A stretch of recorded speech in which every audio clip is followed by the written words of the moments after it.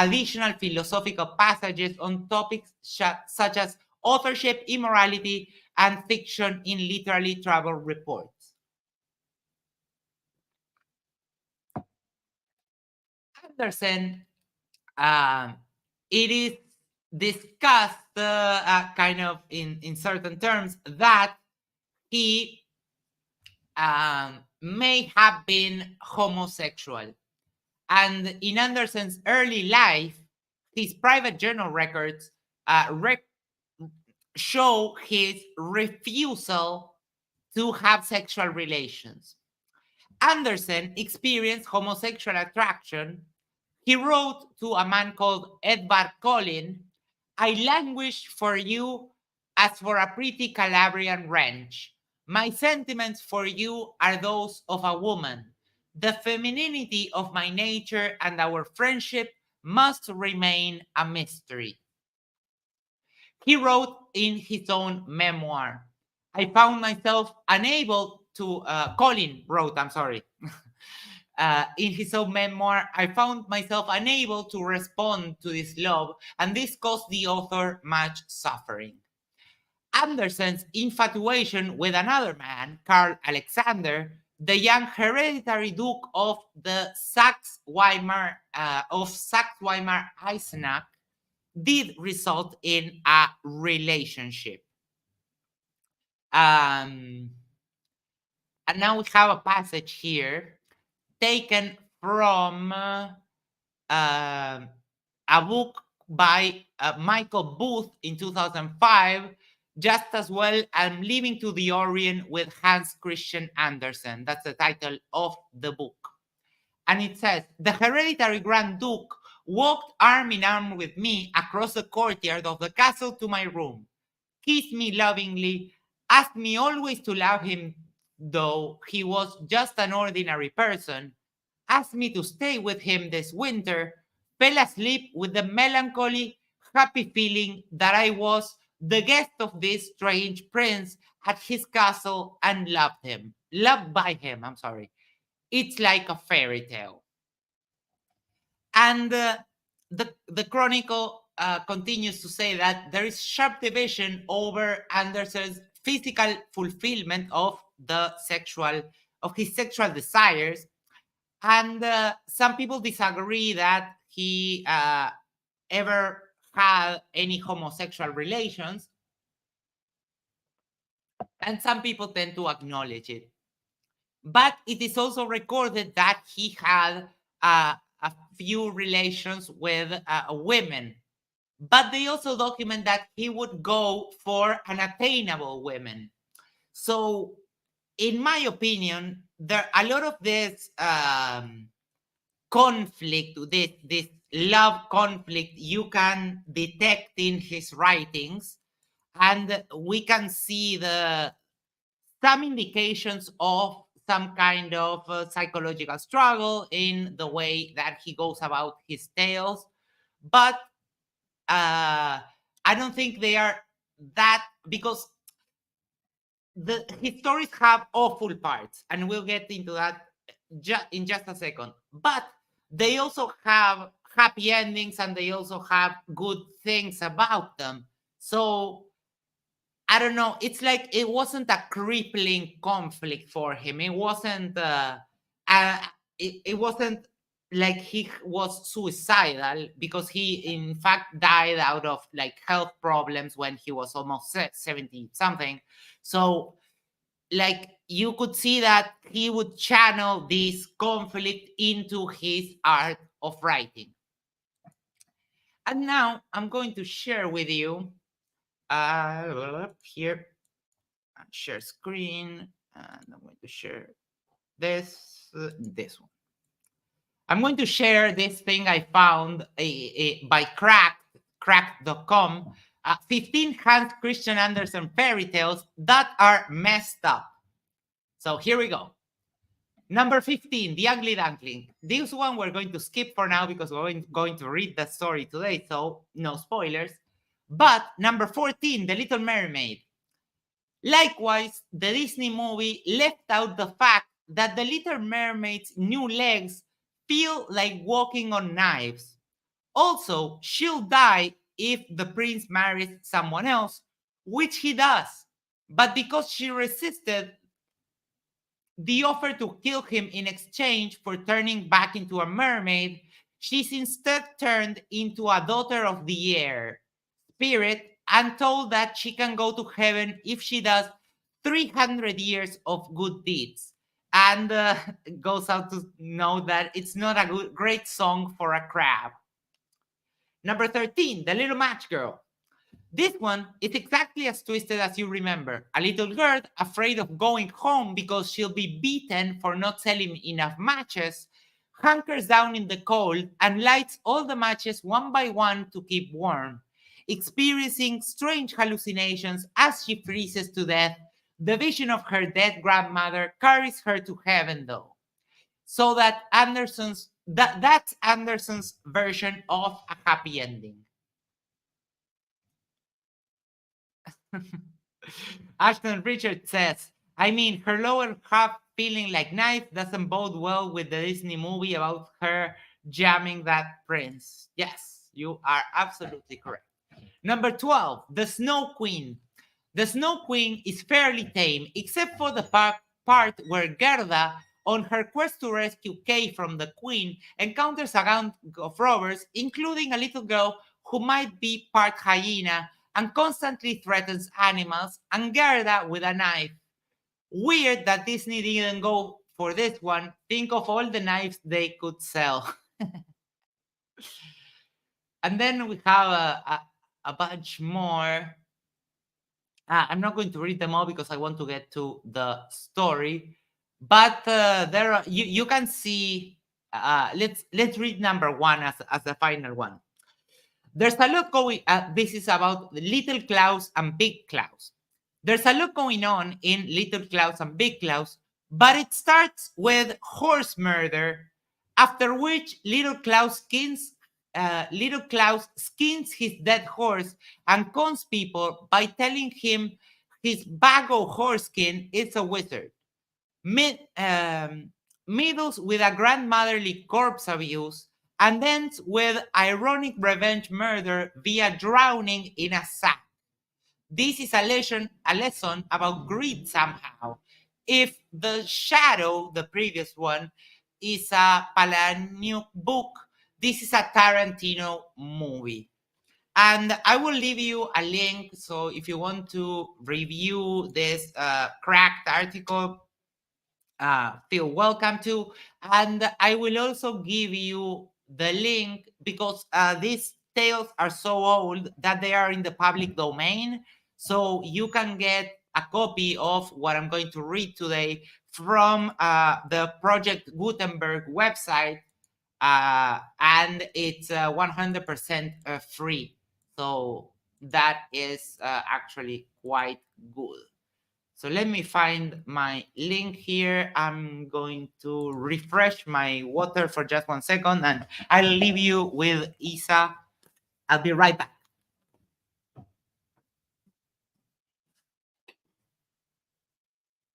Hey all, how you doing? These stories are wild, aren't they? They're quite interesting, and they're kind of it's fascinating our Disney version versus the version that we have in in real in, in what was actually written. So it's like I understand that folks want to kind of actually yield deeper results in kids, and maybe we should hold kids to a higher standard. I think these are things to think about. I've been a special ed teacher for several years, and I always try to treat my students with dignity, nobility, and respect. And I like these stories because even though they're tough and difficult, they tell kind of about real world experiences, and that's important. I'm gonna hand it back over to my brother Max here. No problem. Yes. Thank you for that. All right. We're going to read The Ugly Duckling. And I hope I can make it fun and entertaining because Isa raised the bar on reading a story really high when he did the 1001 Nights reading. So, all right, let's go. It was a lovely summer weather in the country, and the golden corn, the green oats, the haystacks, I'm already messing up, the haystacks piled up in the meadows looked beautiful. The stork, walking about on his long red legs, chattered in the Egyptian language, which he had learned from his mother. The cornfields and meadows were surrounded by large forests, in the midst of which were deep pools. It was indeed delightful to walk in the country. In a sunny spot stood a pleasant old farmhouse, close by a deep river, and from the house down to the waterside, grew burdock leaves. I'm failing. Uh, Focus. Burdock leaves, so high that under the tallest of them, little child could stand up straight. The spot was as wild as the center of a thick wood. In this smug retreat sat a duck on her nest, watching for her young brood to hatch. She was beginning to get tired of her task, for the little ones were a long time coming out of their shells, and she seldom had any visitors. The other ducks liked much better to swim about in the river, to climb the slippery banks, and sit under a burdock leaf to have a gossip with her. At length, one shell cracked, and then another, and from each egg came a living creature that lifted its head and cried, "Peep, peep, quack, quack," said the mother. And they all quacked as well as they could, and looked about them on every side at the large green leaves. Their mother allowed them to look as much as they liked, because green is good for the eyes. "How large the world is," said the young ducks, when they found how much more room they now had than while they were inside the egg. "Do you imagine this is the whole world?" asked the mother. "Well, wait till you have seen the garden. It stretches far beyond that to the parson's field, but I have never ventured such distance. Are you all out?" she continued, rising. "No, I declare the largest egg lies there still. I wonder how long this is to last. I am quite tired of it." And she seated herself again on the nest.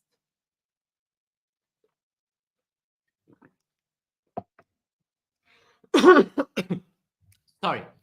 "Well, how are you getting on?" asked an old duck who paid her a visit. "One egg is not hatched yet," said the duck. "It will not break. But just look at all the others. Are they not the prettiest little ducklings you ever saw? They are the image of their father, who is so unkind he never comes to see." "Let me see the egg that will not break," said the duck. "I have no doubt it's a turkey's egg. I was persuaded to hatch some once, and after all my care and trouble with the young ones, they were afraid of the water. I quacked and clucked, but all to no purpose. I could not get them to venture in. Let me look at the egg. Yes, it's a turkey's egg. Take my advice, leave it where it is, and teach the other children to swim." Sorry. "I think I will sit on it a little while longer," said the duck. "And as I have sat so long already, a few days will be nothing." "Please yourself," said the old duck, and she went away. At last the large egg broke, and the young one crept forth crying, "Peep, peep." It was very large and ugly. The duck stared at it and exclaimed, "It is very large and not at all like the others. I wonder if it really is a turkey. We shall soon find out, however. When we go to the water, it must go in, if I have to push it myself." Ria Signet says, I remember really liking some tunes from Hans Christian Andersen, the musical film. Yes, there's many things that have been done in his honor, and I have a couple of things to cover by the end of the reading the thing here. So we'll go a little bit over those things, even if I have to push it myself. On the next day, the weather was delightful, and the sun shone brightly on the green burdock leaves. So the mother duck took her young brood down to the water and jumped in with a splash. Quack, quack, cried she, and one after the other, the little ducklings jumped in. The water closed over their heads, but they came up again in an instant and swam about quite prettily with their legs paddling under them as easily as possible. And the ugly duckling was also in the water swimming with them. Oh, said the mother, that is not a turkey. How well he uses his legs and how upright he holds himself. He is my own child, and he's not very ugly after all if you look at him properly. I know a few people like that. Quack, quack. Come with me now. I will take you into grand society and introduce you to the farmyard. But you must keep close to me, or you may be trodden upon. And above all, beware of the cat. When they reached the farmyard, there was a great disturbance. Two families were fighting for an eel's head, which, after all, was carried off by the cat. See, children, that is the way of the world, said the mother duck, wetting her beak, for she would have liked the eel's head herself. Come now, use your legs and let me see how well you can behave. You must bow your heads prettily and to that old duck yonder. She's the highest born of them all, and has Spanish blood. Therefore, she is well off. Don't you see she has a red flag tied to her leg, which is something very grand and a great honor for a duck? It shows that everyone is anxious not to lose her, and she can be recognized both by man and beast. Come now, don't turn your toes. A well-bred duckling spreads his feet wide apart, just like his father and mother. In this way, now bend your neck and say, quack. The ducklings did as they were bid, but the other ducks started, look, here comes another brood, as if there were not enough of us already. And what a queer looking object one of them is. We don't want him here. And then one flew out and bit him in the neck. Let him alone, said the mother. He's not doing any harm. Yes, but he's so big and ugly, said the spiteful duck, and therefore he must be turned out. The others are very pretty children, said the old duck, with the rag on her leg. But all that one, I wish his mother could improve him a little. Not a very relatable reward, to be honest, says Ashton. Whoa.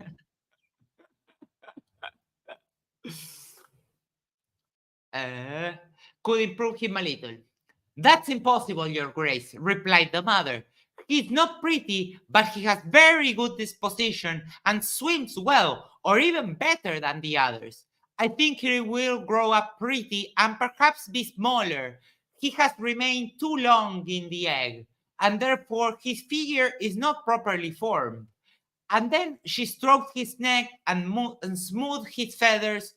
It is a drake, and therefore not of so much consequence. I think he will grow up strong and be able to take care of himself. The other ducklings are graceful enough, said the old duck. Now make yourself at home, and if you can find an eel's head, you can bring it to me. The duck social hierarchy sounds very complex and cutthroat. Yes, we're getting all the details from what the life of ducks really is like from the inside. And so they made themselves comfortable, but the poor duckling, who had crept out of his shell last of all and looked so ugly, was beaten and pushed and made fun of, not only by the ducks, but by all the poultry. He's too big, they all said. And the turkey cock, who had been born in the world with spurs and fancied himself really an emperor, puffed himself out like a vessel in full sail and flew at the duckling and became quite red in the head with passion, so that the poor little thing did not know where to go and was quite miserable because he was so ugly and laughed at by the whole farmyard. So it went on from day to day until it got worse and worse. The poor duckling was driven out by everyone. Even his brothers and sisters were unkind to him and would say, "Ah, you ugly creature, I wish the cat would get you." And his mother said she wished he had never been born. The ducks pecked him, the chickens beat him, and the girl who fed the poultry kicked him with her feet. So at last he ran away, frightening the little birds in the hedge as he flew over the palings. "They're afraid of me because I'm ugly," he said. So he closed his eyes and flew still farther until he came out on a large moor inhabited by wild ducks. Here he remained the whole night, feeling very tired and sorrowful. In the morning, when the wild ducks rose in the air, they stared, at their new comrade. "What sort of a duck are you?" they said, coming around him. He bowed to them, and he was polite as he could be, but he did not reply to their question. "You are exceedingly ugly," said the wild ducks, "but that will not matter if you do not want to marry one of our family." A poor thing.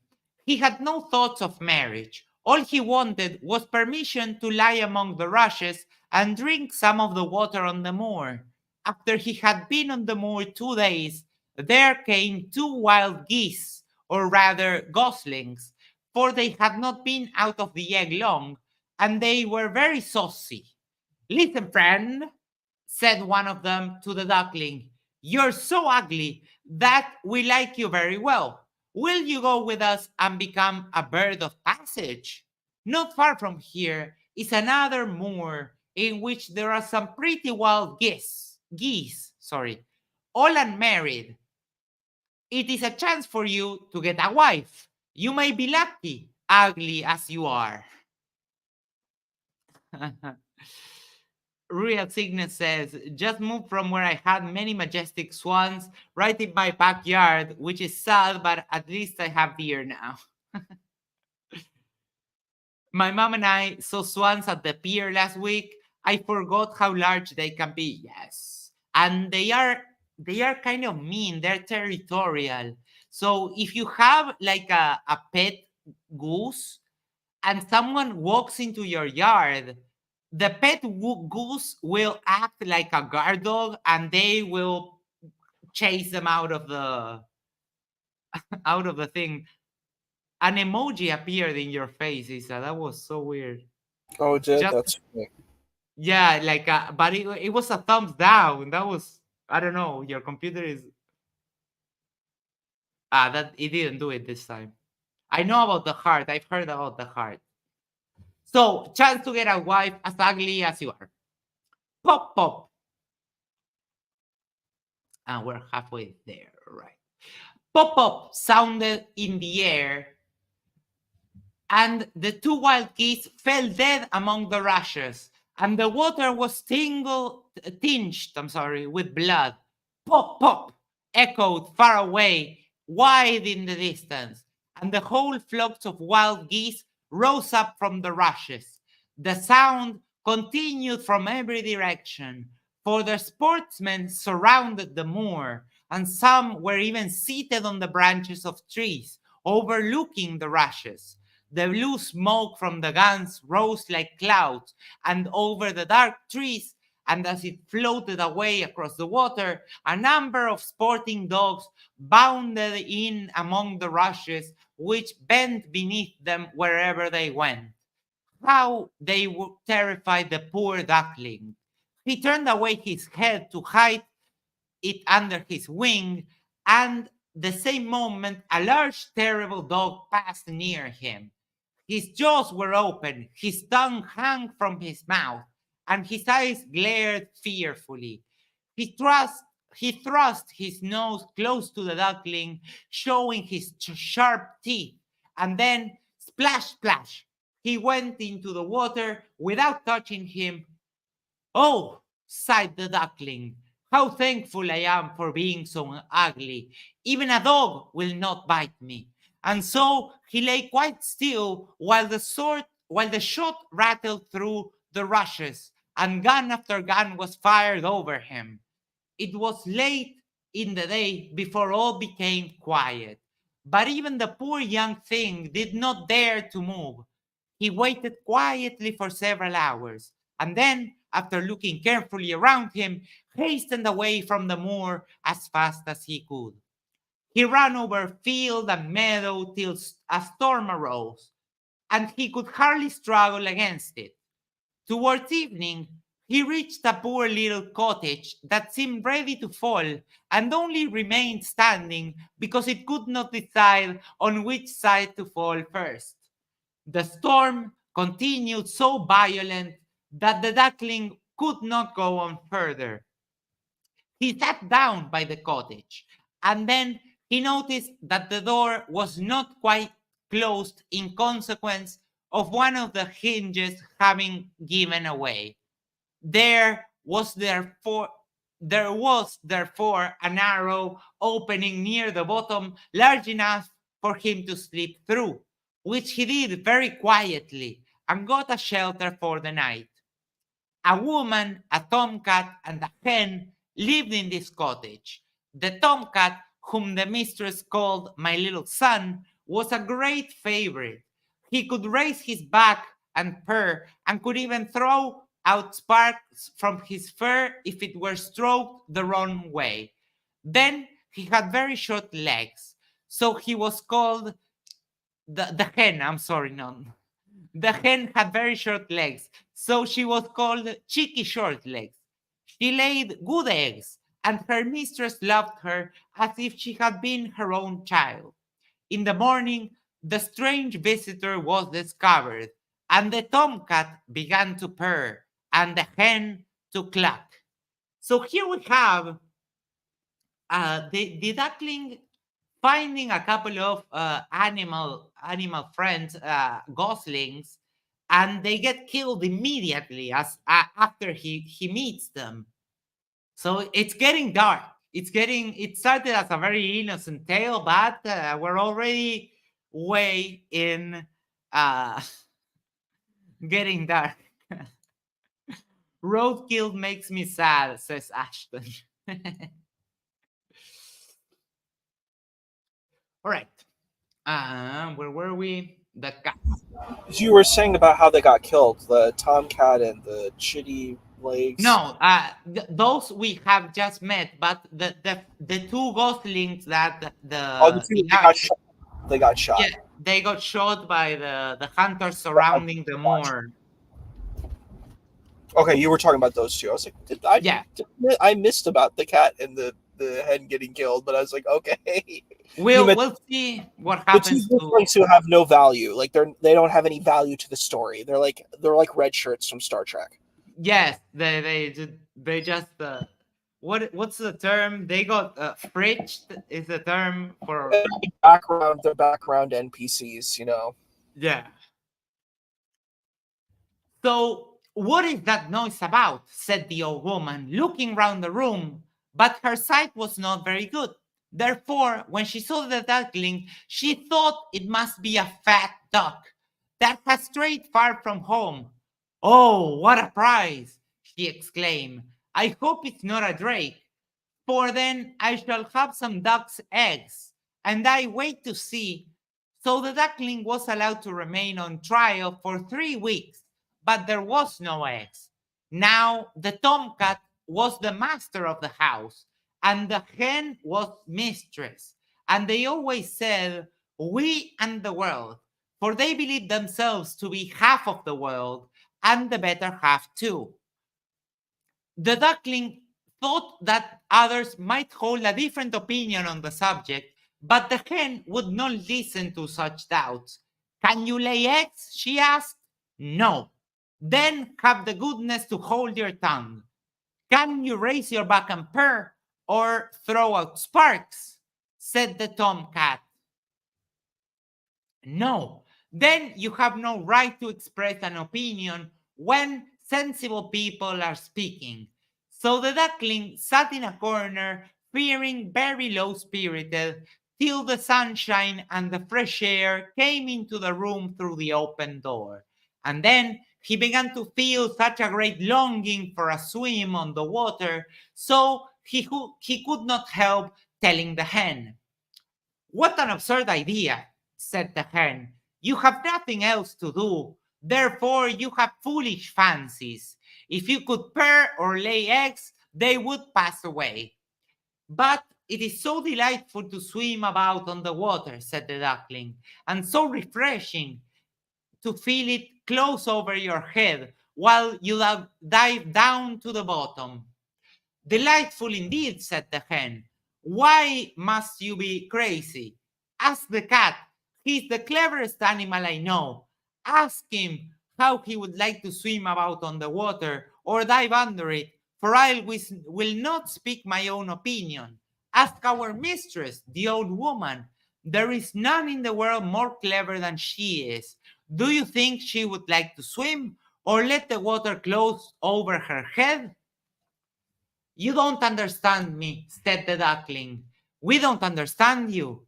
And who can understand you, I wonder? Do you consider yourself more clever than the cat or the old woman?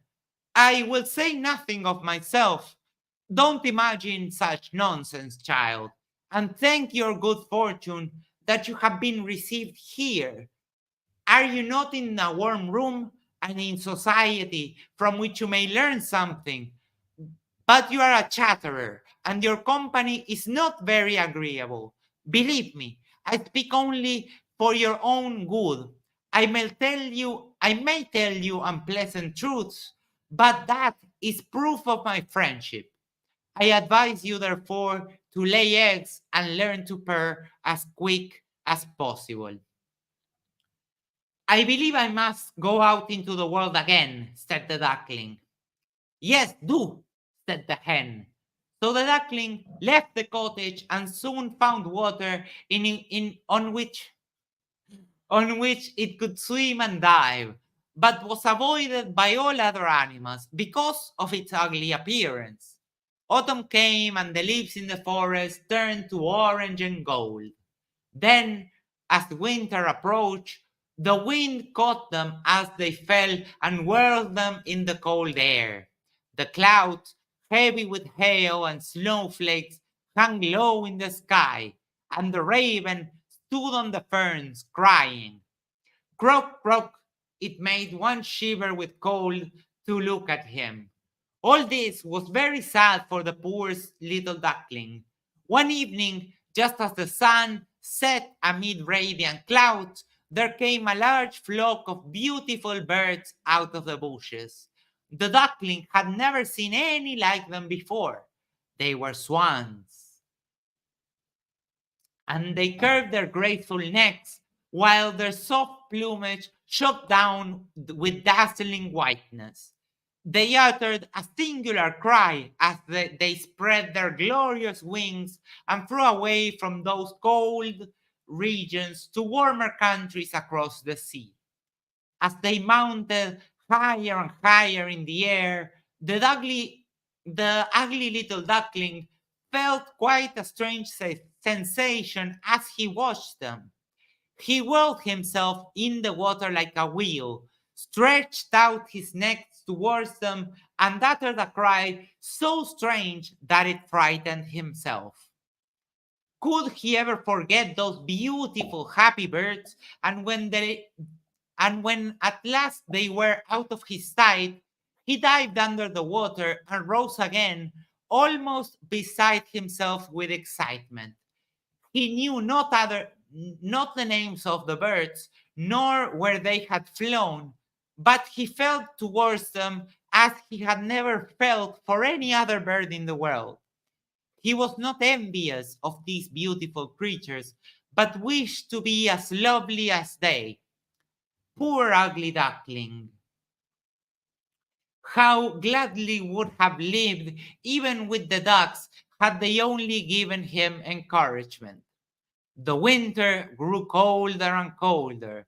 He was obliged to swim about on the water to keep it from freezing, but every night the space on which he swam became smaller and smaller.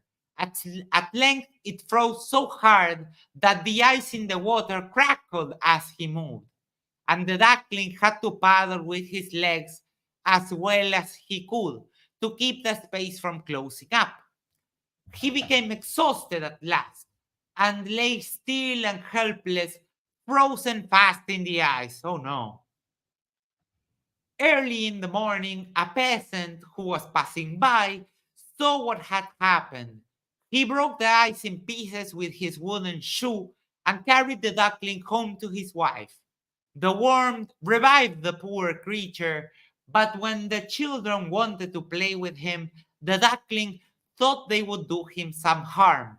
So he started up in terror, fluttered into the milk pan, splashed the milk about the room.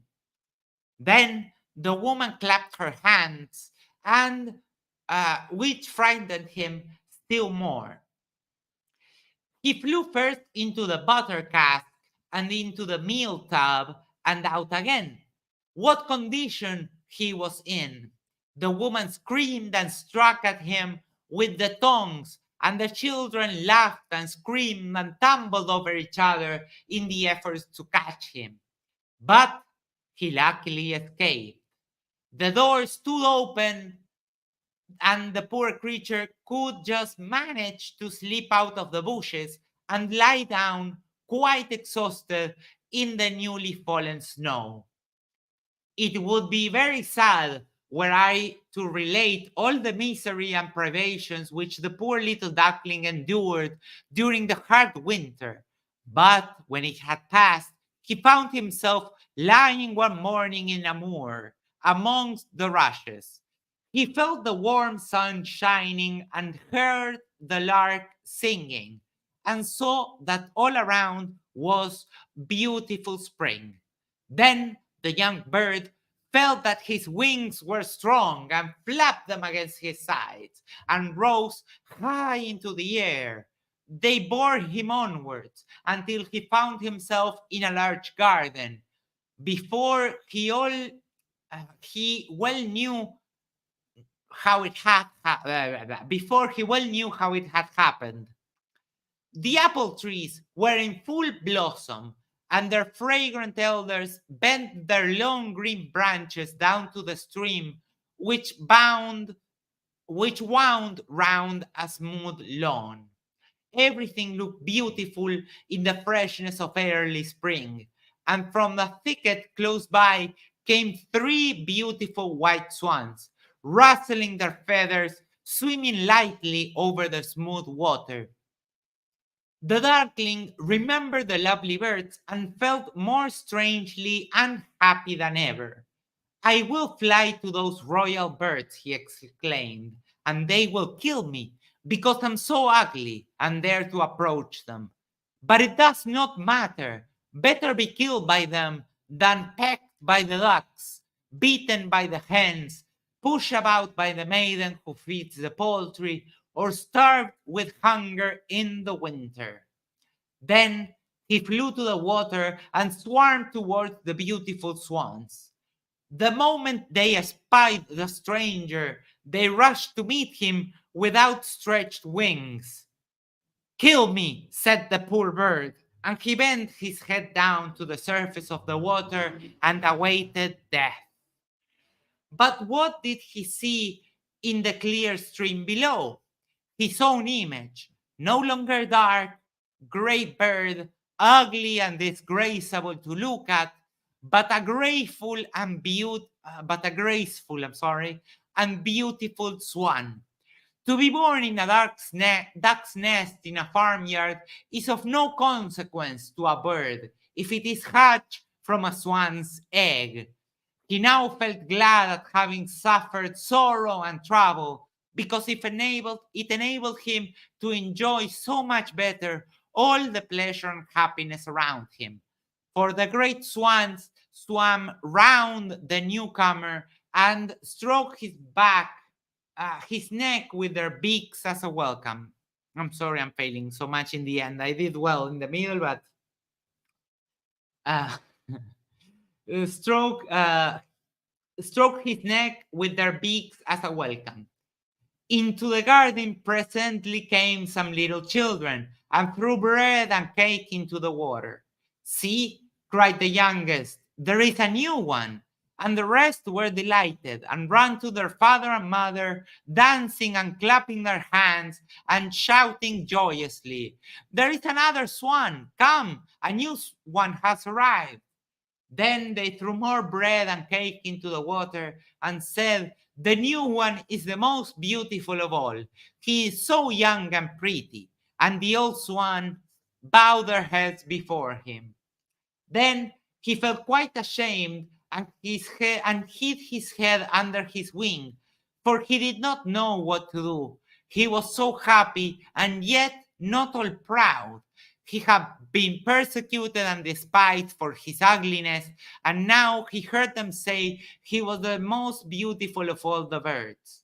Even the elder tree bent down his boughs into the water before him, and the sun shone warm and bright. Then he rustled his feathers, curved his slender neck, and cried joyfully from the depths of his heart, I never dreamed of such happiness as this while I was an ugly duckling. And that is the end of the story of the ugly duckling. And I'm going to ask you, Isa, who would you like to dedicate this story To the ugly duckling, easily. uh-huh. Or actually the beautiful swan, you know. Yeah, I think that this story is such a powerful story on many levels, and it's much better than the story that we're given, because what it does is it shows the journey that this bird had to go on to find, himself. And it's just, I wish we had more stories like this, because it's like that's the moral, is that you have to earn that. And humility is such a powerful thing. And then understanding what it means to not have something, it's so powerful to understand what it is to have something. And this can just be, and I think the story really, and the journey that the ugly duckling / beautiful swan went on, was a journey that many humans go on. And I love that, how it's close to being how it is to being a human. And just the understanding that, like, even material wealth, a lot of rich people don't really understand what it means to be poor. They don't understand what that's like. So when you actually are in a space where you don't have resources, when you do have resources, you're like, wow, I know what it means to have these kinds of things. It makes it have so much more value. And so I'm dedicating this to the ugly swan, duckling / beautiful swan. Oh, fair enough. Thank you very much. And I would like, given that the value of one can be found sometimes just by changing one's location, that makes one's value relative, I would like to dedicate this to Einstein, which regularly comes up as part of our flat earth content, and seems to be somewhat misappreciated by the flat earthers who misquote him constantly, and whom we owe so much, about our modern world and our modern interpretation of physics, but mostly because of this idea of things being relative, um, and having to change our frame of reference to find some value where some people have told, in the place where some people have told us that we have no value. Sometimes it's only enough changing one's location or changing one's environment to get some value. So for that reason, to Mr. Einstein and to relativity and to everyone who has found their value just by changing their environment and looking for a place that would truly see their themselves really deeply and would appreciate what other people have not been able to see. Ashton says, you're doing great.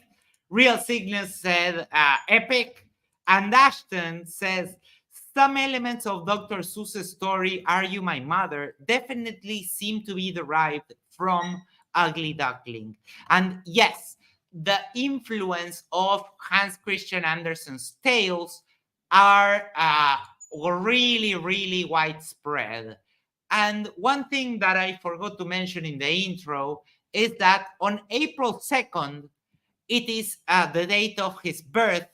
It is celebrated as International Children's Book Day.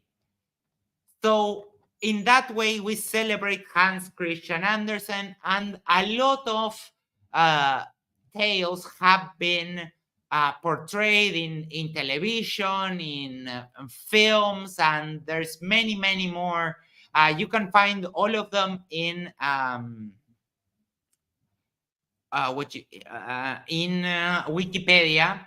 For example, one very recent is Frozen. Frozen is a tale loosely inspired by one of his fairy tales, The Snow Queen. And then we have The Little Mermaid, we have Thumbelina, which is a Japanese film.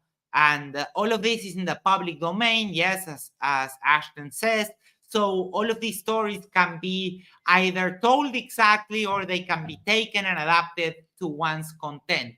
So I'm going to share here the link to get it from, shoot, where did I have it?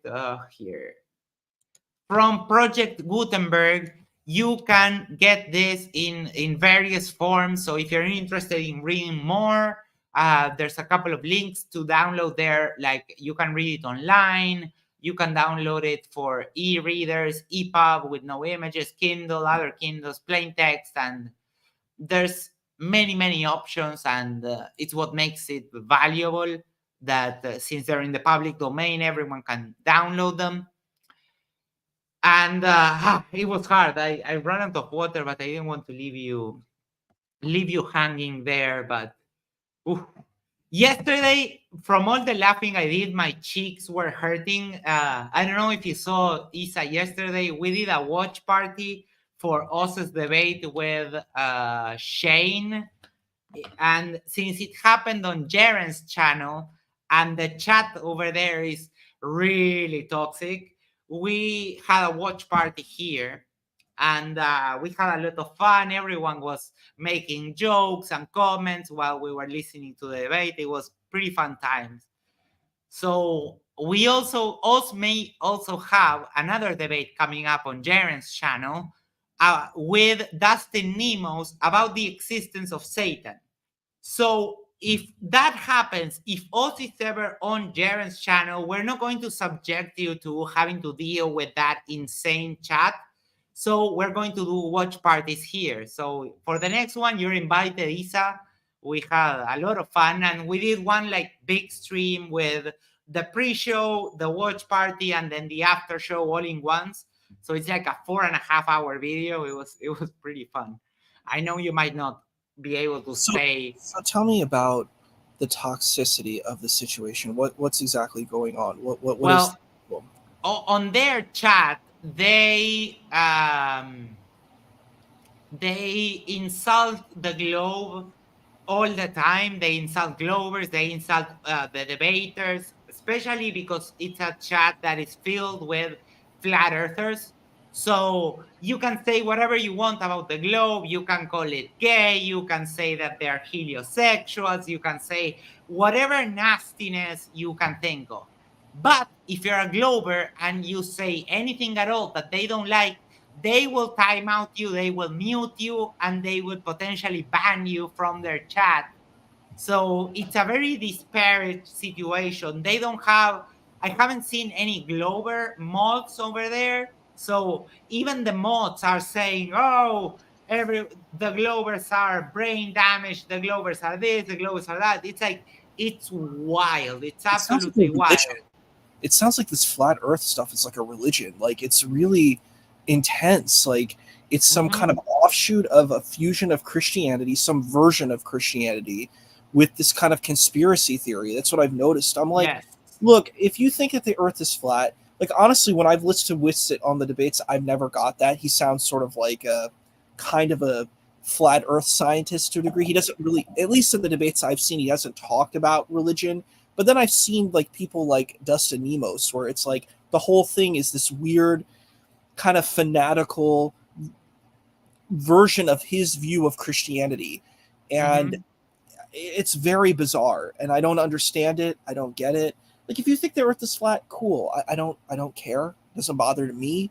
But what does bother me is if you start touting it like a religion and you're trying to force everyone to believe in it.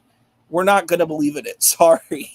We're not buying that religion that you're selling. Yeah, it doesn't make sense to me. I'm sorry. Like, and you have bad arguments. For example, religious people, when you talk to like serious apologists, they have good arguments that are well constructed, that are proven with time, that have been tested with over the course of 2,000 years and so on. And they're still not convincing to me. So these people that are just mixing and matching whatever they can find on physics and have a rudimentary understanding of science, it's like there's no chance you will convince me with any of that. But the toxicity over there, it's absolutely insane. So if any debates happen over Engeronism from our side, we're going to just do a watch party and have our fun over here, because here we were doing jokes all the time. We were kind of mocking Shane a little bit, but we were mocking what he was saying. We were mocking him personally. We were mocking his arguments. And that is fine. I don't have a problem with mocking what someone is saying as an argument. Who is Shane? Shane is the guy that kind of fits with it, his stuff. He's the guy that came up with the idea of gravity being electrostatics. He's the one that goes and finds papers and then gives all of this information to all the other guys. So he also has a website where he has a flat Earth model. Oh, he's a quote miner. That's what he is. He's a quote miner. Yes, he's a researcher. Yes. Because it sounds like quote mining, where you just go in and you're like, it's so you can make anything come to your like. My favorite part is this Michelson Morley article from the 1800s, and I'm like, in a sense, it's kind of cute, but like the only time as like a person who's been in scholarship, and has written scholarly papers, the only time that you would use something that's from the 1800s is if it's like relevant to like a historical argument. You wouldn't use it for a scientific argument, because that's not how scientific method works. It changes all the time. So whatever, Michelson Morley probably has some very good stuff that's grounded, but there is going to be findings that have changed from the 1800s to now. Any person who understands scientific method understands that. So it's kind of very interesting. Like Dr. J and I really agree with that, because we both have done academia. This is not how you don't quote. Like usually in a lot of my work that I do, I'm not even supposed to quote stuff that's 10 years old in most disciplines. So if you're quoting stuff that's multiple hundreds of years old, that's a problem. Yeah. Ashton says, Dustin Nemos is insane. I have never seen a more obviously dishonest person. I'm kind of fascinated with him. I get that, Ashton. I am fascinated with him in the same way that you are. because he never lost a debate when he was a devout atheist, which no idea what that means. But he also says that he never lost a debate now that he's a theist. So he never loses. He always has like the best position, and that is mind-boggling. What is a And devout that atheist? It's an atheist I is not have a no religion. idea.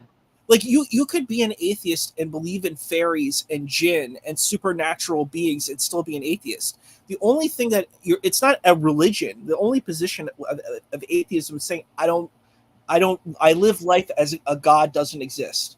That's it. That's literally all it is. It doesn't say anything more than that. And it's so weird where people are like, well, there's this theology and I believe and I have faith in atheism. I'm like, what does that mean? Yeah, it makes no sense whatsoever. But look, we have Toby here. Hello, Toby. How are you? Before we address Toby, Who is Toby? hold on, I'll let you in on who that is. Ashton says, I disagree with my stance on what I was saying about not insulting people and maybe mocking their arguments, but I respect the rules. Thank you for that, Ashton. So Toby is one of the flat earthers that has been on the after shows, and he's asking, are you referring to the 2017 paper where they used resonant chambers but had to use an error-weighted least square regression model to cover up periodicity? No, Toby, he wasn't stating any current experiment. He was kind of addressing the point of appealing to a 200-year-old paper like the Michelson-Morley when we have done so much science after that. That was kind of it. But I wasn't talking about anything. Oh, hold on. This is my show. I can ramble on however the fuck I want to, Toby. Like, this has nothing to do with you. So if you have to leave, goodbye. I don't think he was talking about you. I think he was talking about me. I think he got upset at me. I don't even. Yeah, but this comment was for me because I wanted to address. Toby, you don't get to tell me what I can do on this show. This is mine and Isa's show. So if you don't like it, goodbye. I think I want to address what he said. I wasn't talking about modern experiments at all. I'm not sure he was referring to anything that I said. I only was making a critique of the Michelson-Morley. I'm not saying that it's actually false. I'm saying that we can't use that as an understanding to try to defend a flat Earth model or a globe skepticism model. It just wouldn't work. You can't do that in a scientific method. It's not really honest to do that. You could use it as like a supplementary source of explaining how scientists understood how the Earth functioned in the 1800s, but they talk about ether too, don't they? And we don't really need to know what ether is. Like, and that's the question, like, I always want to know in these debates. Like, I'm tired of hearing people, like, what I see is that the flat earthers speak in the globers model, but the globers don't speak in the flat earthers model. That would be more interesting. It's saying, I want to talk about your model. How does your model work? Let's talk about ether. Let's talk about firmament. But I would love to see a glober kind of have the courage to take that position and say, I'm going to go way outside my spectrum. I'm going to grant everything that you're saying is real. I'm going to steelman it and say it's all real. Let's talk about ether. Let's go in and deconstruct what ether is. And it's never happened. I just keep hearing the same kind of conversations using kind of scientific language and using a kind of a globe model, which I don't think is helpful. I wish I had with it audio clip that says we don't have a model, because that's what they always say. Like, we don't have a model. Then why are you here then? Just go get a model and then come back to the conversation. Well, I think in these conversations, what I notice, it's like how I'm going to tear apart this situation. I'm going to say, look, they're saying I'm critiquing all the fundamentals of your position. We don't have really gravity. It's actually electrostatics. Okay, I understand that. Fine. Okay, let's go deeper than this. And then they said, well, let's look at Gauss's law. We don't really actually use the formulas. And this is something I kind of wanted to engage with Ossian too, where Ossian's like, well, you can explain the math. That's true.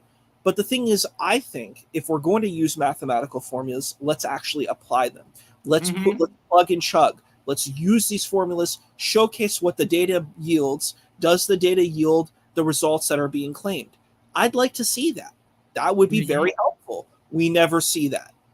We hear them mentioned. I looked it up. I looked up Gauss's law. I looked up all the formulas, and I said, this is interesting.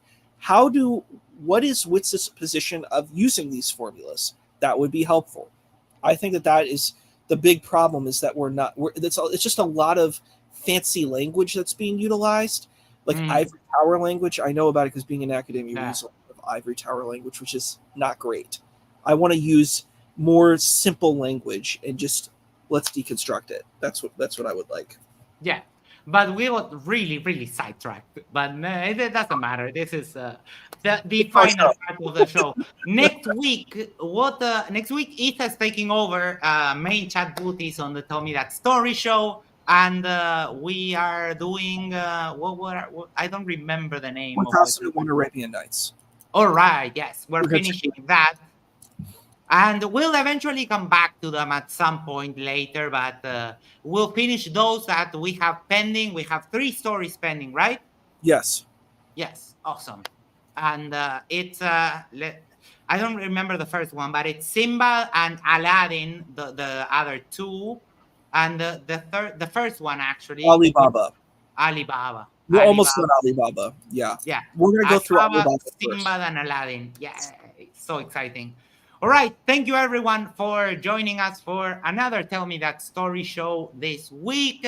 We covered Hans Christian Andersen, The Ugly Duckling, and next week we're finishing off our series on the 1001 Nights. But another time we'll come back to it because there's so much there that we'll come back to those eventually. It's one of my other. Hans Christian Andersen and the 1001 Nights are 2 of my favorite literary works. So, Isa, there on the watch party yesterday, Oz's opponent Shane, everyone was saying that I'm Slim Shane. So it's becoming a recurring joke, which I don't really appreciate. So that's what Cygnus is saying here. Thanks, Slim. I don't like that very much. Oh, I thought they were saying I'm like a beaner. I thought that was like what they were talking about. No, he's mocking me and telling me that I'm Slim Shane. But enjoy your eel heads, everyone. Yes. So we'll wrap it up for tonight. Thank you, Isa. As always, thank you, everyone, for being there. And we'll catch you next week for our 3rd part on the Arabian Nights tales. And I need to put grease on my desk because it's screeching. I'm pretty sure you can hear it by now. So take care. Thank you so much. Have a good night, and we'll catch you on next Wednesday, 9 p.m. Eastern Standard Time, as we have been doing for the past few weeks. It's been awesome. I love this show. Take care. Have a good night. Thank you, Isa. Us.